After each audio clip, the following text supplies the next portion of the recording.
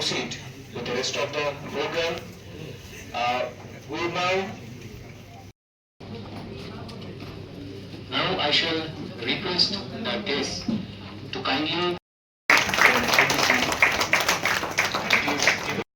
আমাদের উত্তর পূর্বাঞ্চলের যে রাজ্যগুলি আছে, বিশেষ করে আমাদের রাজ্যের একটা ভৌগোলিক অবস্থানের জন্য আমরা অনেক আগে আমাদের চারিদিকে বাংলাদেশ সীমান্ত আছে, পাহাড়ি জায়গা, যোগাযোগের অভাব ছিল, ইনফ্রাস্ট্রাকচার অভাব ছিল।